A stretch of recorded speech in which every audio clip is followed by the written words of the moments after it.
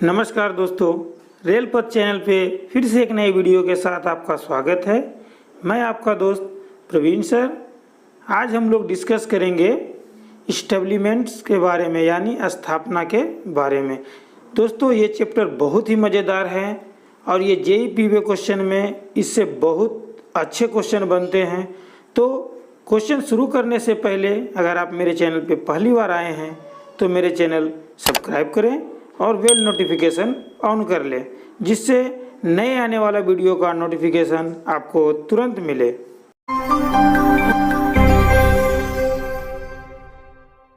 अब मैं क्वेश्चन के ऊपर लेकर चलता हूं। दोस्तों, आपसे अनुरोध है कि आप वीडियो स्किप नहीं कीजिएगा, क्योंकि मैं आपको कम समय में बहुत अधिक क्वेश्चन कराएंगे और जो भी ये क्वेश्चन है सभी क्वेश्चन इम्पोर्टेंट हैं, तो आप इसे स्किप नहीं करें। किसी भी रेल सेवक को डैश से अधिक सतत अवधि के लिए किसी प्रकार की छुट्टी नहीं दी जाएगी। तो इसका आंसर क्या हो जाएगा? 5 वर्षों से अधिक छुट्टी नहीं दी जाती है। आंसर इसका ए हो जाएगा।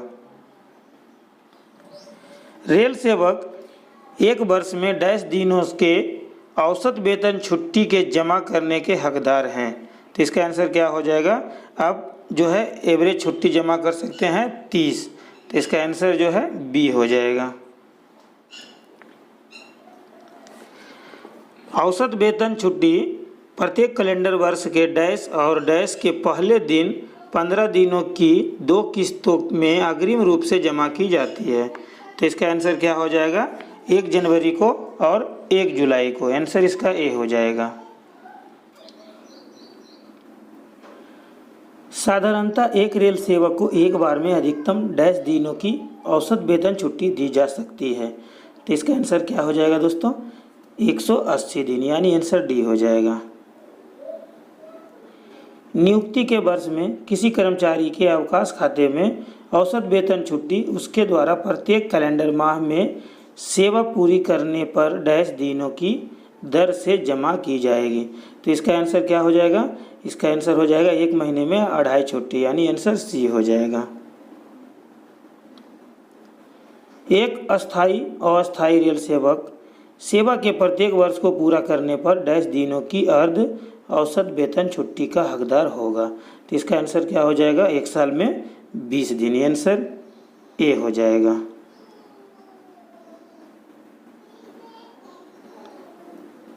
एक बार में दी जाने वाली अर्ध औसत वेतन छुट्टी को डैश तक सीमित रखा जाए। तो इसका आंसर क्या है? एक बार में जो है LHAP कितना दिनों तक दी जा सकती है? तो इसका आंसर हो जाएगा 24 महीने तक। आंसर बी हो जाएगा। आधे छुट्टी डैश छुट्टी के खाते में डेबिट की जाती है, जिसे वह बाद में अर्जित कर सकता है। तो इसका आंसर क्या हो जाएगा? LHAP। आंसर सी हो जाएगा।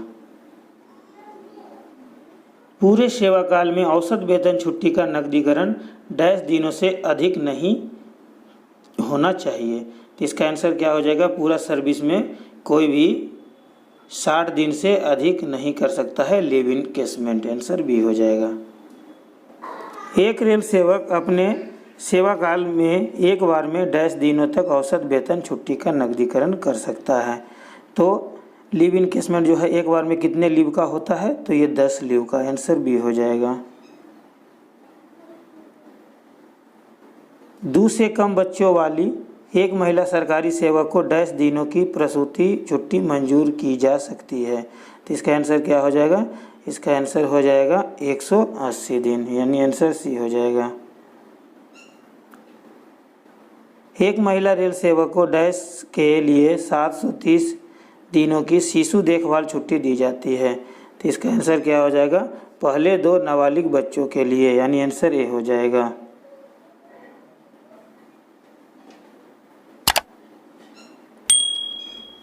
पितृत्व अवकाश की अधिकतम अवधि डैश दिनों की होती है और इसे डैश महीने के भीतर लिया जा सकता है। तो इसका आंसर क्या हो जाएगा? इसका आंसर हो जाएगा 15 दिन और 6 महीने के भीतर लिया जा सकता है। Paternity leave. आंसर ए हो जाएगा।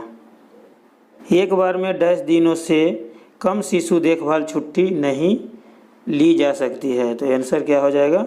आप एक बार में जो शिशु देखभाल की छुट्टी कम से कम 5 दिन लेना है। आंसर सी हो जाएगा। एक रेल सेवक को डैश छुट्टी दी जाती है जो अपने आधिकारिक स्थिति के परिणाम स्वरूप या आधिकारिक ड्यूटी निष्पादित करने के दौरान चोट पहुंचने के परिणाम स्वरूप अक्षम हो जाता है। तो इसका आंसर हो जाएगा कार्य से संबंधित बीमारी और चोट छुट्टी, यानी WRILL। आंसर इसका ए हो जाएगा। एक रेल सेवक जो WRILL के अंतर्गत है डैश पाने का हकदार नहीं होगा। तो इसका आंसर क्या हो जाएगा? LAP और LHAP लेने का हकदार नहीं होगा। उसका आंसर सी हो जाएगा। WRILL के खाते में पूरा वेतन और भत्ते का भुगतान डैश के लिए किया जाता है। तो इसका आंसर क्या हो जाएगा? इसका आंसर हो जाएगा अस्पताल में भर्ती होने की पूरी अवधि और अस्पताल में भर्ती होने के 6 महीने से अधिक के लिए। इसका आंसर जो है बी हो जाएगा।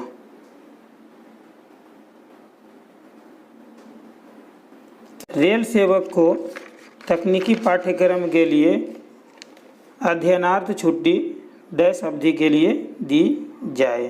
तो इसका आंसर क्या हो जाएगा? रेल सेवक को जो है तकनीकी पाठ्यक्रम के लिए अध्ययनार्थ छुट्टी कितने दिनों के लिए दी जानी चाहिए? तो इसका आंसर हो जाएगा 24 महीने के लिए। आंसर ए हो जाएगा। रेल सेवक को मेडिकल यानी PG PhD पाठ्यक्रम के लिए अध्ययनार्थ छुट्टी डैश अवधि के लिए दी जाए। तो इसका आंसर हो जाएगा 36 महीने, यानी आंसर सी हो जाएगा।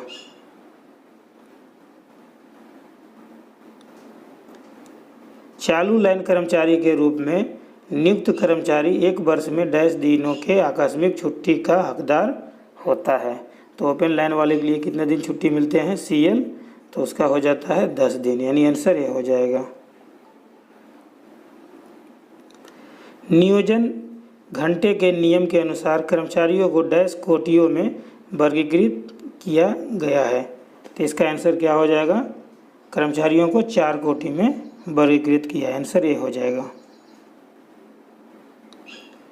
गहन कोटि कर्मचारी के लिए 1 सप्ताह में नियोजन घंटे की संविधिक सीमा क्या है?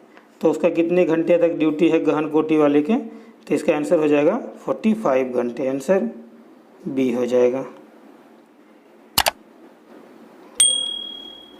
सतत कोटि कर्मचारी के लिए 1 सप्ताह में नियोजन घंटे की संविधिक सीमा क्या है? तो इसका आंसर क्या हो जाएगा? इसका हो जाएगा 54 घंटे। आंसर डी हो जाएगा। EI कोटि कर्मचारी के लिए नियोजन घंटे की संविधिक सीमा क्या है? तो इसका आंसर क्या हो जाएगा? सप्ताह में 75 घंटे। आंसर सी हो जाएगा।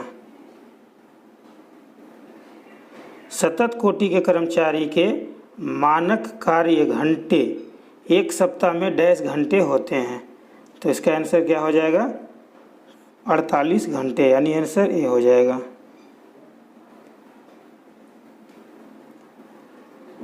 प्रतीक्षालय बेरर डैश वर्गीकरण के अंतर्गत आता है। तो इसका आंसर क्या हो जाएगा? अनिवार्यतः सविरामी के अंतर्गत आता है। आंसर बी हो जाएगा। P&C सहित सतत कोटि कर्मचारी के साप्ताहिक कार्य घंटे डैश होते हैं। तो इसका आंसर क्या हो जाएगा? इसका होते हैं P&C ये 54 घंटे। आंसर डी हो जाएगा। सतत कोटि कर्मचारी के मामले में डैश घंटे से अधिक कार्य घंटों को लॉन्ग ऑन माना जाता है। तो इसका आंसर क्या हो जाएगा? 8 घंटे के बाद लॉग ऑन माना जाता है। आंसर डी हो जाएगा। रेल सेवक के कार्य का वर्गीकरण करने का अधिकार डैश को है। तो वो कार्य का वर्गीकरण करने का अधिकार किनके पास है? तो रेल के प्रधान यानी महाप्रबंधक के पास। इनके आंसर बी हो जाएंगे। अनिवार्यता सविरामी श्रमिकों के लिए साप्ताहिक विश्राम डैश घंटे का होता है, जिसमें एक पूरी रात नींद भी शामिल है। तो इसका आंसर हो जाएगा 24 लगातार घंटे, यानी आंसर सी हो जाएगा।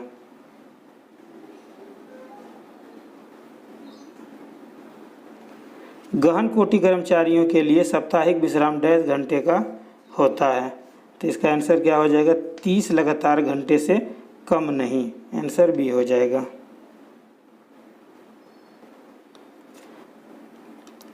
गोपनीयता से संबंधित कार्य में कार्यरत रेल कर्मचारियों को किस कोटि में वर्गीकृत किया गया है? तो इसका आंसर हो जाएगा वर्जित, यानी आंसर डी हो जाएगा। एक शिफ्ट में अधिकतम कितने ब्रेक हो सकते हैं? तो इसका आंसर हो जाएगा 2 ब्रेक, यानी आंसर ए हो जाएगा। ईआई कोटि कर्मचारियों को एक ही दिन में कितने घंटे विश्राम के बाद फिर से ड्यूटी के लिए बुलाया जा सकता है? तो इसका आंसर हो जाएगा 8 घंटे, यानी आंसर डी हो जाएगा।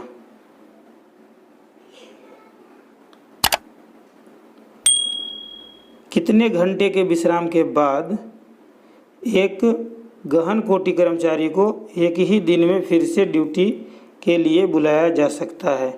तो इसका आंसर क्या हो जाएगा? इसका आंसर हो जाता है 12 से 14 घंटा, यानी आंसर बी हो जाएगा। कितने दिनों के भीतर प्रतिपूर्ति विश्राम की मंजूरी दी जा सकती है? तो इसका आंसर हो जाएगा 30 दिनों के भीतर, यानी आंसर ये हो जाएगा। रफ असेसमेंट जॉब एनालिसिस 10 घंटे के लिए आयोजित किया जाता है। तो इसका आंसर क्या हो जाएगा? 24 घंटे के लिए, आंसर बी हो जाएगा। शिफ्ट ड्यूटी करने वाले रेल सेवकों के लिए ड्यूटी की पारियों की संख्या डैश से अधिक नहीं होनी चाहिए और अंतरालों की संख्या डैश तक सीमित होनी चाहिए। तो इसका आंसर क्या हो जाएगा? 3 और 2, यानी आंसर ए हो जाएगा। नियोजन के वर्गीकरण के विरुद्ध डैश को अपील की जा सकती है। तो इसका आंसर क्या हो जाएगा? क्षेत्रीय श्रम आयुक्त को, आंसर सी हो जाएगा।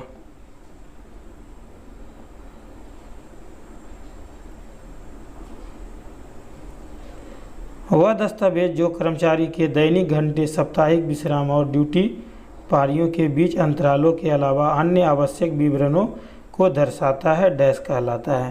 तो वो क्या कहलाएगा? उसे रोस्टर कहते हैं, आंसर बी हो जाएगा। क्षेत्रीय श्रम आयुक्त की नियुक्ति डैश के माध्यम से की जाती है। तो इसका आंसर क्या हो जाएगा? श्रम मंत्रालय से, आंसर सी हो जाएगा। नियोजन की उस कोटि को जिसमें कर्मचारियों को अपनी ड्यूटी घंटों में कोई विश्राम नहीं मिलता है या बहुत कम मिलता है, उसे कहा जाता है। तो उसे क्या कहा जाता है? गहन कोटि, आंसर ए हो जाएगा।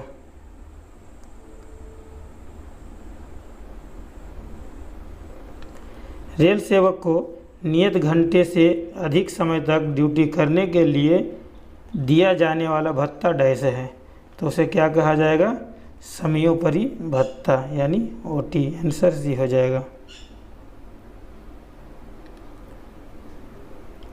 एक माह में रनिंग कर्मचारियों को दिए जाने वाले विश्राम अवधि की संख्या डैश होती है यदि एक विश्राम अवधि 30 घंटे की हो। तो इसका आंसर क्या हो जाएगा? 4, यानी आंसर डी हो जाएगा। एक माह में रनिंग कर्मचारियों को दिए जाने वाला विश्राम अवधि की संख्या होती है यदि एक विश्राम अवधि 22 हो। तो इसका आंसर क्या हो जाएगा? इसका आंसर हो जाएगा 5, यानी आंसर सी हो जाएगा।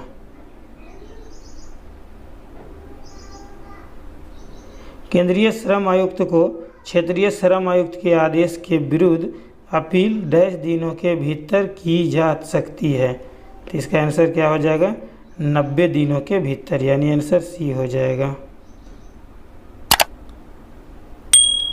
गेटमैन सी रेस्ट हाउसेस के केयर टेकर, चौकीदार, सैलून परिचर के अलावा अन्य रेलवे सेवकों के साप्ताहिक ड्यूटी घंटे क्या है जिन्हें रेलवे आवास नहीं दिया गया है और उनका निवास स्थान कार्यस्थल से 1 किलोमीटर दूर है? तो उसका आंसर क्या हो जाएगा? उसका आंसर हो जाएगा 60 घंटे का रोस्टर रहेगा सप्ताह में उसका आंसर ये हो जाएगा। 22 बजे से 6 बजे के बीच की ड्यूटी अवधि को रात्रि ड्यूटी के रूप में माना जाता है और प्रति घंटा की दर से भुगतान की जाने वाली रात्रि ड्यूटी भत्ता डैश के बराबर होता है। तो रात्रि ड्यूटी भत्ता जो है किस तरह से निकाला जाता है, तो इसका आंसर हो जाएगा मूल वेतन प्लस महंगाई भत्ता बटा 200, आंसर ये हो जाएगा।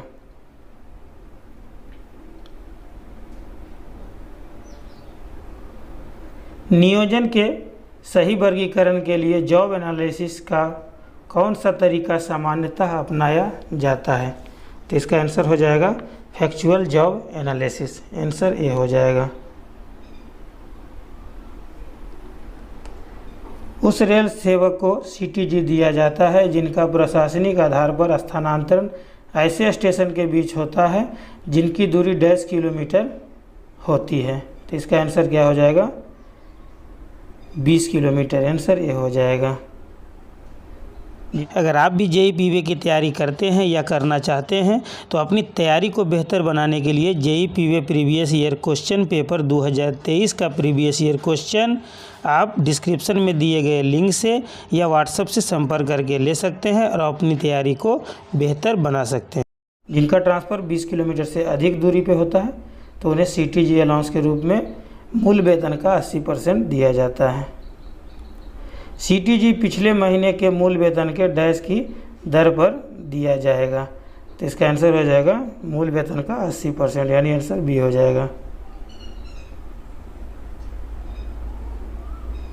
रेल सेवक अनुशासन और अपील नियम डैश से लागू हुए थे, तो ये कब से लागू हुए थे, तो ये 1968 से, आंसर ये हो जाएगा। रेल कर्मचारी को निलंबाधीन यानी सस्पेंशन के लिए फॉर्म का उपयोग किया जाता है, तो इसका आंसर क्या हो जाएगा SF1 का, आंसर सी हो जाएगा। अनुशासन व अपील नियम 1968 के अंतर्गत सस्पेंशन एक है डैश है, तो सस्पेंशन एक क्या है, तो ये शास्ति नहीं है यानी पेनाल्टी नहीं है, आंसर इसका बी हो जाएगा।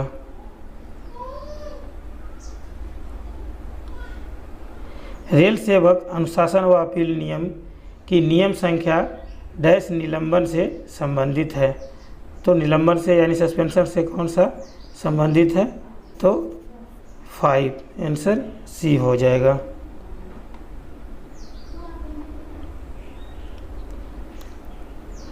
डिम्ड सस्पेंशन के लिए डैश का उपयोग किया जाता है, तो इसके लिए क्या उपयोग किया जाता है, तो SF2 का, आंसर डी हो जाएगा। रेल सेवक अनुशासन व अपील नियमों की नियम संख्या डैश शास्ति से संबंधित है, तो इसका आंसर क्या हो जाएगा, आंसर हो जाएगा 6, यानी कि ए हो जाएगा।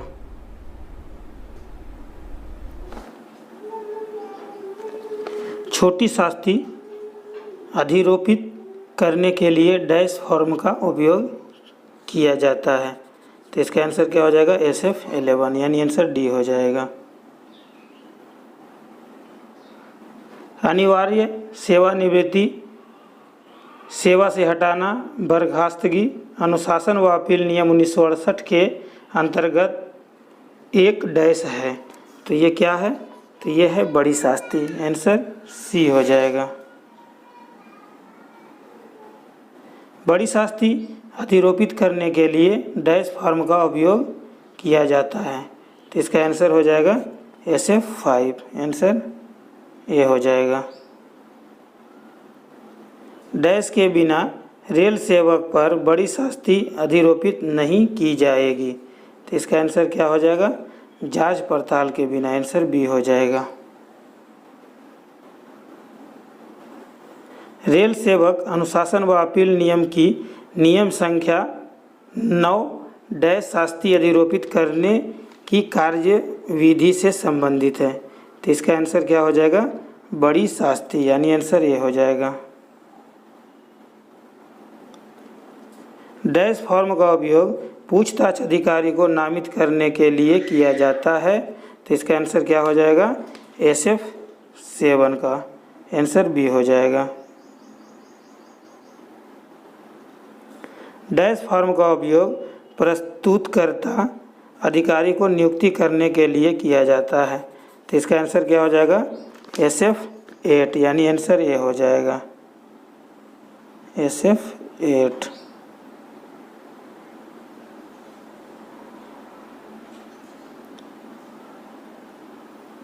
यदि कर्मचारी निलंबाधीन के अधीन है तो आधे वेतन पर छुट्टी के बराबर डैश आहरित किया जाएगा। तो इसका आंसर क्या हो जाएगा? निर्वाह भत्ता यानी आंसर बी हो जाएगा। अनुशासन व अपील नियम के नियम 17 के अनुसार कोई भी डैश प्रकृति की अपील या एक अनुशासनिक कार्यवाही के अंतिम निपटान के लिए एक कदम की प्रकृति के आदेश के विरुद्ध नहीं है। तो इसका आंसर क्या हो जाएगा? इसका आंसर हो जाएगा इंटरलोक्यूटरी यानी आंसर सी हो जाएगा।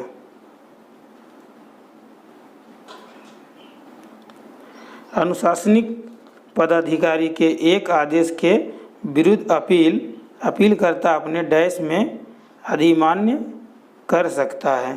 तो इसका आंसर क्या हो जाएगा? अपने नाम का आंसर ये हो जाएगा। अपील को डैश के अलावा किसी भी उच्च अधिकारी को अधिमान्य किया जा सकता है। तो इसका आंसर क्या हो जाएगा? अनुशासनिक प्राधिकारी यानी आंसर ये हो जाएगा। रेल सेवक अनुशासन व अपील नियम की नियम संख्या 25 डैश से संबंधित है। तो इसका आंसर क्या है? 25 जो है संशोधन से संबंधित है यानी आंसर सी हो जाएगा। रेल सेवक अनुशासन व अपील नियम की नियम संख्या 25A डैश से संबंधित है। तो वो क्या से संबंधित है? समीक्षा यानी आंसर ये हो जाएगा। बर्खास्तगी सेवा से हटाना अनिवार्य सेवानिवृत्ति की शास्ति कम से कम डैश स्तर के प्राधिकारी द्वारा अधिरोपित की जाएगी। तो इसका आंसर क्या हो जाएगा? नियुक्ति प्राधिकारी यानी आंसर डी हो जाएगा। आरोपित कर्मचारी की मृत्यु पर अनुशासनिक कार्रवाई डैश होनी चाहिए। तो इसका आंसर क्या है? तुरंत बंद कर देनी चाहिए, आंसर ए हो जाएगा।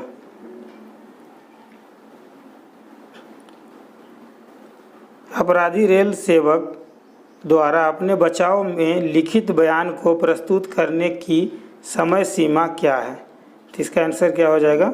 10 दिन यानी आंसर डी हो जाएगा। यदि आरोप अनधिकृत अनुपस्थिति का है तो डैश गवाहों में से एक हो सकता है। तो आंसर इसका क्या हो जाएगा? उपस्थिति रजिस्टर। अगर आपका अब्सेंट के बारे में आरोप है तो आपका उपस्थिति रजिस्टर गवाह बन सकता है, आंसर ये हो जाएगा। अपील पर डैश दिनों के भीतर अधिमान्य होने पर विचार किया जाएगा। तो इसका आंसर क्या हो जाएगा? 45 दिन यानी आंसर डी हो जाएगा।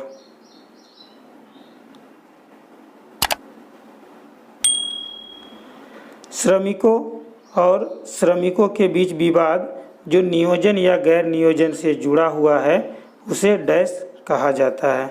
तो उसे क्या कहा जाएगा? औद्योगिक विवाद यानी आंसर ए हो जाएगा।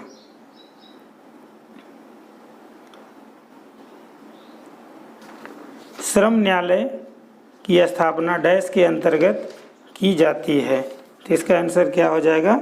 लोअर कोर्ट की स्थापना कैसे है? तो इसका आंसर है ID अधिनियम 1947 के तहत यानी आंसर ए हो जाएगा। ID अधिनियम 1947 के अनुसार डैश का अर्थ है किसी भी कारण से किसी भी श्रमिक की सेवा को नियोक्ता द्वारा समाप्त करना, अन्यथा अनुशासनिक कार्रवाई के माध्यम से सजा देना। तो इसका आंसर क्या हो जाएगा? अटैचमेंट, यानी आंसर ए हो जाएगा। औद्योगिक विवादों के संबंध में निम्नलिखित में से कौन सा सही है और कौन से सही है? औद्योगिक विवाद का अर्थ है कोई विवाद या विभेद। तो इसका आंसर क्या है? बी हो जाएगा। 1, 2 एंड 3 तीनों सही हो जाएगा। तो इसका क्या है? नियोक्ताओं और कामगार के बीच। नंबर 2 है नियोक्ताओं और नियोक्ताओं के बीच। नंबर 3 है कामगार और कामगार के बीच। तो ये औद्योगिक विवाद के संबंध में ये सभी सही है, आंसर बी हो जाएगा। किसी भी औद्योगिक प्रतिष्ठान के मामले में जिसमें पूर्ववर्ती 12 महीनों में किसी भी दिन 100 या अधिक श्रमिक नियोजित किए जाते हैं, समुचित सरकार सामान्य या विशेष आदेश द्वारा नियोक्ता को डैश का गठन करने की आवश्यकता होगी। तो इसका आंसर क्या हो जाएगा? कार्य समिति, यानी आंसर ये हो जाएगा। आईडी अधिनियम के अनुसार एक सार्वजनिक उपयोगिता सेवा में कार्यरत कोई भी व्यक्ति अनुबंध के उल्लंघन करके नियोक्ता को हड़ताल की सूचना दिए बिना हड़ताल करने से पहले या ऐसे नोटिस देने के डैश के अंदर हड़ताल पर नहीं जा सकता है। तो आपको हड़ताल करना है तो आपको नोटिस 6 सप्ताह पहले या 14 दिन आपको आंसर इसका हो जाएगा, आंसर ए हो जाएगा। मजदूरी संदाय अधिनियम 1936 के अनुसार कोई भी मजदूरी अवधि डैश दिनों से अधिक नहीं होनी चाहिए। तो इसका आंसर हो जाएगा 30 दिन, यानी आंसर डी हो जाएगा। कर्मचारी लाभ निधि SBF डैश रेल कर्मचारियों के लाभ के लिए है। तो इसका आंसर क्या हो जाएगा? अराजपत्रित, यानी आंसर बी हो जाएगा। अस्थायी वार्ता तंत्र डैश टियर सिस्टम में कार्य करती है। तो इसका आंसर क्या हो जाएगा? 3 सिस्टम में कार्य करती है, आंसर ए हो जाएगा। PNM मंडल स्तर पर डैश बैठकें होती हैं। तो मंडल स्तर पर PNM के स्तर जो है वो कितने होते हैं? तो ये 6 बैठक होते हैं, आंसर डी हो जाएगा। क्षेत्रीय PNM स्तर पर डैश बैठकें होती है। तो क्षेत्रीय स्तर पर PNM की कितनी बैठकें होते हैं? तो इसका आंसर हो जाएगा 4, यानी आंसर बी हो जाएगा। बोर्ड स्तर पर प्रत्येक फेडरेशन की डैश बैठकें होती है। तो इसका आंसर क्या हो जाएगा? बोर्ड स्तर पर जो है प्रत्येक फेडरेशन की 4 बैठकें होती है, इसका आंसर बी हो जाएगा। रेलवे बोर्ड PNM में अनसुलझे मदों को डैश को भेजा जाएगा। तो इसका आंसर क्या होगा? तदर्थ अधिकरण के पास भेजा जाएगा, आंसर ये हो जाएगा।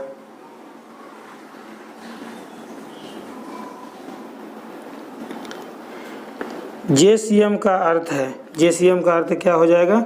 जॉइंट कंसल्टेटिव मशीनरी, यानी आंसर ये हो जाएगा। रेलवे में JCM डैश स्तर पर कार्य करती है। तो इसका आंसर क्या हो जाएगा? 2 स्तर पर, आंसर ये हो जाएगा। NJCM में डैश अध्यक्ष के रूप में कार्य करते हैं। तो इसका आंसर क्या हो जाएगा? मंत्री मंडल सचिव जो है NJCM में कार्य करते हैं, आंसर बी हो जाएगा। DJCM के अध्यक्ष डैश होते हैं। तो DJCM के अध्यक्ष जो होते हैं सदस्य कार्मिक होते हैं, यानी आंसर ये हो जाएगा। गैर कानूनी हड़ताल में भागीदारी से डैश होता है। तो इसका आंसर क्या हो जाएगा? सेवा भंग, यानी आंसर डी हो जाएगा। PREM का विस्तृत रूप है। PREM का विस्तृत रूप क्या है? Participation of railway employ in management, यानी आंसर ए हो जाएगा।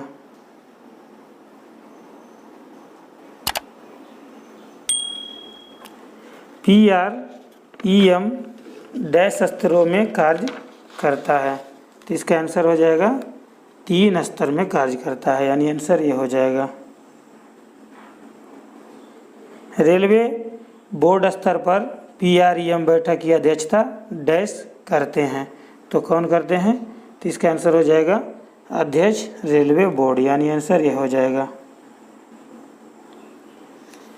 कामगार प्रतिपूर्ति अधिनियम को डैश के रूप में पुनः नामित किया गया है।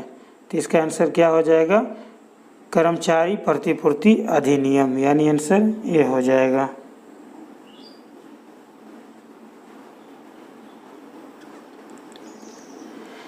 इसी अधिनियम ड्यूटी पर दुर्घटना से लगी चोट या फिर हुई मौत के लिए डैश देता है। तो इसका आंसर क्या हो जाएगा? प्रतिपूर्ति, यानी आंसर बी हो जाएगा। इसी अधिनियम के अनुसार डैश और डैश प्रकार की अक्षमताएं होती है। तो इसका आंसर क्या हो जाएगा? आंशिक और पूर्ण दोनों, आंसर बी हो जाएगा। यदि चोट डैश के कारण हो तो नियोक्ता प्रतिपूर्ति के लिए उत्तरदायी नहीं होगा। तो इसका आंसर क्या हो जाएगा? डी, यानी मद्यपान, नशीली दवाओं के प्रभाव से, या फिर जानबूझकर नियम के उल्लंघन करने पर, या फिर संरक्षा साधनों को जानबूझकर हटाने में। तो ये अगर कारण है तो आपको प्रतिपूर्ति जो भी उसका पैसा या कुछ भी मिलता है तो आपको नहीं मिलेगा। इसका आंसर डी हो जाएगा। अगर आप भी JEE की तैयारी करते हैं या करना चाहते हैं तो JEE के लिए 2000 क्वेश्चन बैंक का PDF डिस्क्रिप्शन में दिए गए लिंक पर टिक करके या व्हाट्सएप से संपर्क करके हिंदी या इंग्लिश में ले सकते हैं और अपनी तैयारी को बेहतर बना सकते हैं। प्रतिपूर्ति राशि को डैश में जमा कराया जाना चाहिए। तो इसका आंसर क्या हो जाएगा? श्रम आयुक्त के पास, आंसर सी हो जाएगा। रेल कर्मचारियों के परिवार को अनुग्रही एक मुक्त प्रतिपूर्ति दी जाती है। तो इसका आंसर क्या हो जाएगा? इसका आंसर हो जाएगा जो वास्तव में आधिकारिक ड्यूटी करते हुए मर जाते हैं, आंसर ये हो जाएगा।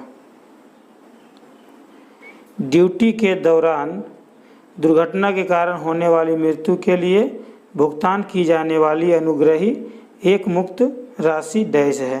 तो इसका आंसर क्या हो जाएगा? 25 लाख, यानी आंसर ये हो जाएगा।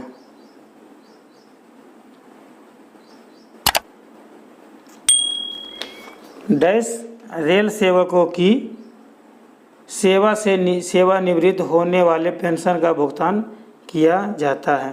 तो इसका आंसर क्या हो जाएगा? 1/1/2004 से पूर्व नियुक्ति कर्मचारी को पेंशन दिया जाता है, आंसर ये हो जाएगा। पेंशन डैश की शर्त पर है। तो इसका आंसर क्या हो जाएगा? भविष्य में अच्छा आचरण के लिए, आंसर ये हो जाएगा। अधिवर्षिता पेंशन का भुगतान उन्हें दिया जाता है जो न्यूनतम डैश अहर्क सेवा पूरी कर सेवानिवृत्त होते हैं। तो उसका आंसर क्या हो जाएगा? 10 वर्ष अगर सेवा कर देने के बाद, आंसर ये हो जाएगा।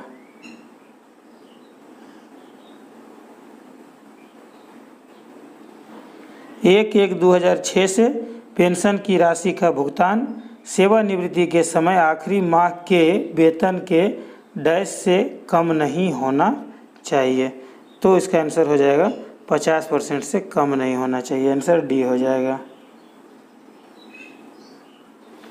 सेवानिवृत्ति के समय डैश दिनों की औसत वेतन छुट्टी व अर्ध औसत वेतन छुट्टी का नकदीकरण दिया जाता है।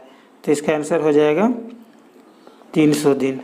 अगर आप पूरा छुट्टी जमा किए हैं तो 300 दिन का आपको पेमेंट मिल जाएगा, इसका आंसर बी हो जाएगा। उपदान की अधिकतम राशि डैश से अधिक नहीं होना चाहिए। तो इसका आंसर क्या हो जाएगा? 20 लाख, यानी आंसर ये हो जाएगा।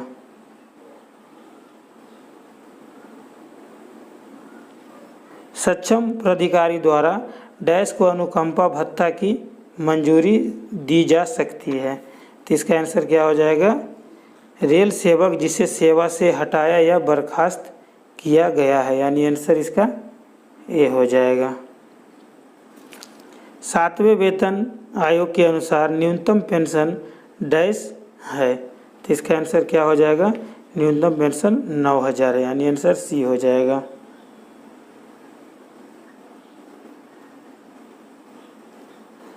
Deposit linked insurance scheme dash के साथ जुड़ी है और अधिकतम 60,000 की शर्त पर कर्मचारी के डैश को भुगतान दी जाती है। तो इसका आंसर क्या हो जाएगा? मृत कर्मचारी के भविष्य निधि बकाया या फिर उसके परिवार, आंसर ए हो जाएगा।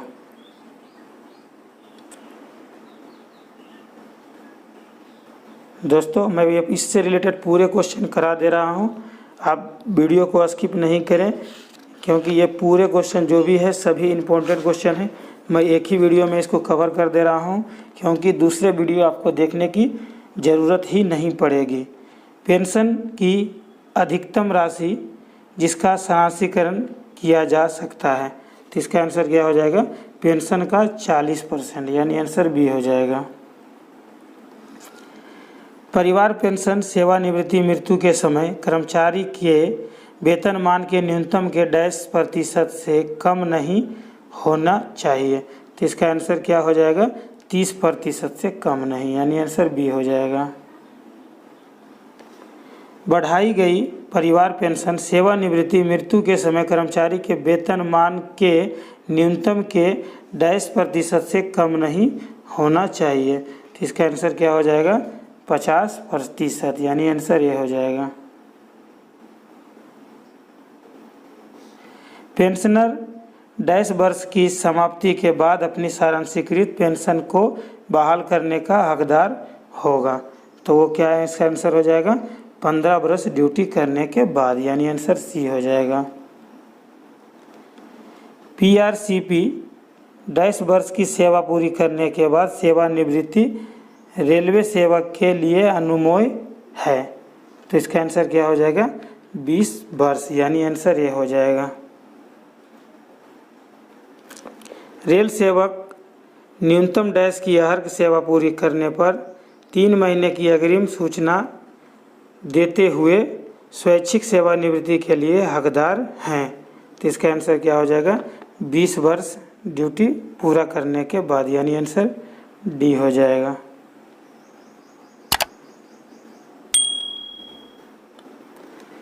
विकल्प देने वाले पेंशनर परिवार पेंशनर को दिनांक 1/7/2017 से प्रति माह डैश रुपया नियत चिकित्सा भत्ता की राशि का भुगतान किया जा रहा है, तो इसका आंसर हो जाएगा प्रत्येक को 1-1 हज़ार रुपया प्रति माह जो है पेंशनर को दिया जा रहा है चिकित्सा भत्ता के रूप में, इसका आंसर ए हो जाएगा। सेवा की प्रत्येक छमाही पूरी करने पर 1/4 महीने के वेतन की दर उपदान का भुगतान किया जाता है जो अधिकतम डैश महीने के वेतन या 20 लाख रुपया जो भी कम हो की शर्त पर है, तो इसका आंसर क्या हो जाएगा? इसका आंसर हो जाएगा 16.5 गुना, यानी आंसर डी हो जाएगा। रेल सेवक के लापता होने पर रेलवे क्वार्टर के रोक रखने की अवधि डैश माह तक है, तो इसका आंसर क्या हो जाएगा? उसे 36 माह तक क्वार्टर खाली नहीं कराना चाहिए, आंसर बी हो जाएगा। सुविधा पास की वैधता डैश होती है, तो इसकी वैधता कितना होती है? तो वो 5 महीने का होती है पास का, आंसर सी हो जाएगा। सुविधा टिकट आदेश की वैधता डैश होती है, तो इसका आंसर क्या हो जाएगा? इसका आंसर हो जाएगा 5 महीने, यानी आंसर सी हो जाएगा।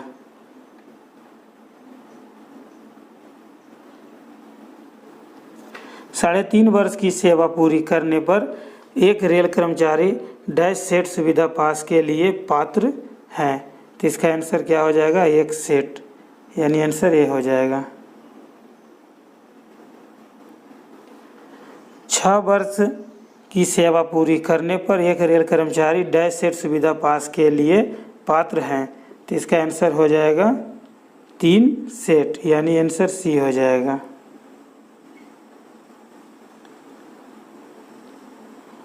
एक पास पीटीओ में अधिकतम डैश आश्रितों को शामिल किया जा सकता है, तो इसका आंसर क्या हो जाएगा 2, यानी आंसर ए हो जाएगा। 25 वर्ष और उससे अधिक की सेवा वाले ग्रुप डी कर्मचारी हर वर्ष डैश सेट सेवानिवृत्ति उपरांत मानार्थ पास के लिए पात्र है। तो इसका आंसर हो जाएगा एक पास जो है सेवानिवृत्ति के बाद भी ले सकते हैं, लेकिन 25 वर्ष उनकी जो है सेवा काल होनी चाहिए। आंसर इसका बी हो जाएगा।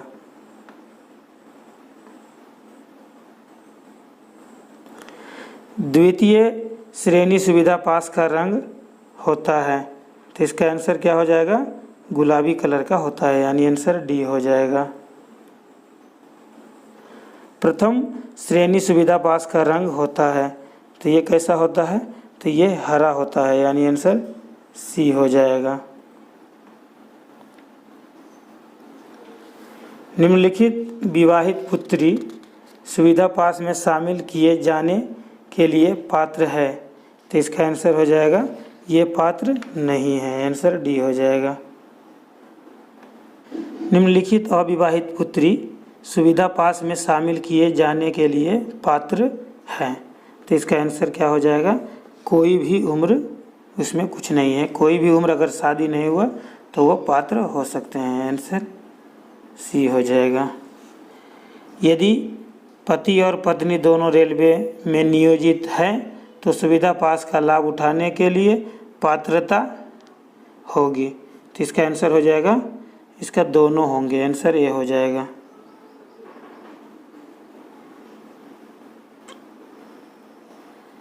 ग्रुप ए पदधारी सरकारी सेवक अपने निकट संबंधियों से या अपने निजी मित्रों से जिनका उनसे साथ कोई आधिकारिक व्यवहार ना हो उपहार स्वीकार कर सकता है, लेकिन सरकार को यह रिपोर्ट प्रस्तुत करेगा यदि ऐसे उपहार जिनका मूल्य निम्न में से अधिक होता है, तो इसका आंसर क्या हो जाएगा 25,000 से अधिक, यानी आंसर ए हो जाएगा।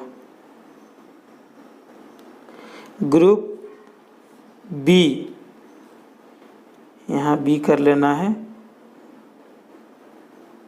ग्रुप बी पदाधिकारी सरकारी सेवक अपने निकट संबंधियों से या अपने निजी मित्रों से जिनका उनके साथ कोई आधिकारिक व्यवहार ना हो उपहार स्वीकार कर सकता है, लेकिन सरकार को यह रिपोर्ट प्रस्तुत करेगा ऐसे उपहार जिनका मूल्य निम्न में से अधिक है, तो इसका आंसर क्या हो जाएगा, इसका आंसर हो जाएगा 7,500, यानी आंसर बी हो जाएगा।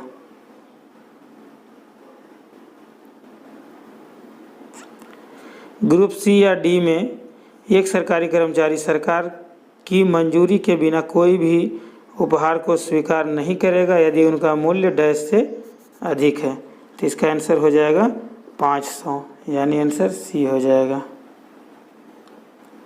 जब कर्मचारी को निलंबनाधीन रखा जाता है तो वह डैश का पात्र होगा, तो इसका आंसर हो जाएगा निर्वाह भत्ता का, आंसर ए हो जाएगा। एक सेवारत रेल सेवक को बचाव काउंसिल के रूप में कार्य करने की अनुमति दी जा सकती है, तो इसका आंसर हो जाएगा 2 मामले में, यानी आंसर ए हो जाएगा। निर्वाह भत्ते में से कौन सी कटौती नहीं की जा सकती है, तो इसका आंसर हो जाएगा भविष्य निधि अंशदान, यानी आंसर बी हो जाएगा। निम्नलिखित में से कौन सा कटौती निर्वाह भत्ता से निषिद्ध है, तो इसका आंसर हो जाएगा अदालती कुर्ती, यानी कि कोर्ट अटैचमेंट, यानी आंसर सी हो जाएगा। अनुशासन व अपील नियम 1968 के अंतर्गत किसी भी रेल कर्मचारी के विरुद्ध कार्रवाई आरंभ करते समय कितने प्रकार के मानक फॉर्म का उपयोग किया जाता है, तो 11, यानी आंसर सी हो जाएगा। अनिवार्य सेवानिवृत्ति सेवा से हटाना या सेवा से बर्खास्त करने की शास्ति निम्नलिखित अधिकारी द्वारा अधिरोपित की जानी चाहिए, तो इसका आंसर क्या हो जाएगा, इसका आंसर हो जाएगा नियोक्ता प्राधिकारी द्वारा। आंसर सी हो जाएगा। किन परिस्थितियों में एक पक्षीय जांच हो सकती है? तो इसका आंसर क्या हो जाएगा? आरोपित पदाधिकारी के आईओ के समक्ष 2 से अधिक बार उपस्थित नहीं होने पर। तो इसका आंसर ए हो जाएगा।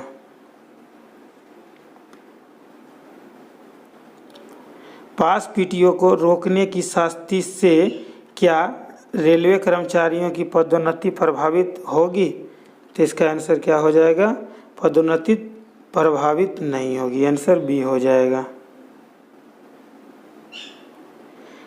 निम्नलिखित में से किसे अनुशासन व अपील नियम 1968 के अंतर्गत शास्ति नहीं कहा जाता है? तो इसका आंसर हो जाएगा निलंबन, यानी आंसर सी हो जाएगा।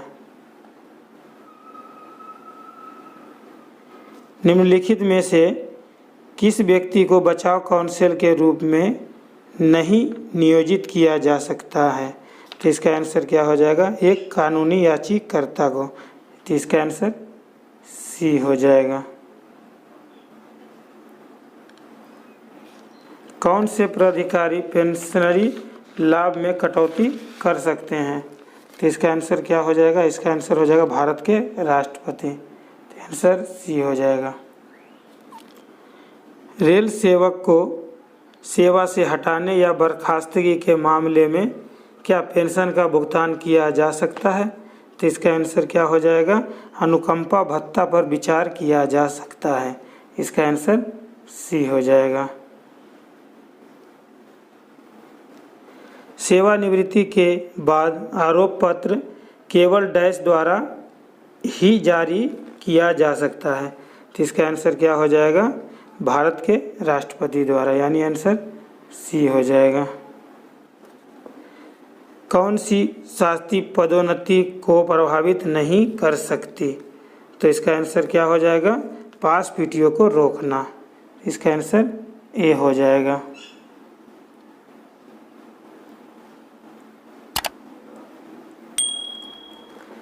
जांच पड़ताल की आवश्यकता नहीं होती है जब एक कर्मचारी क्या होता है? आपराधिक आरोप दोष सिद्ध हो। तो इसका आंसर बी हो जाएगा।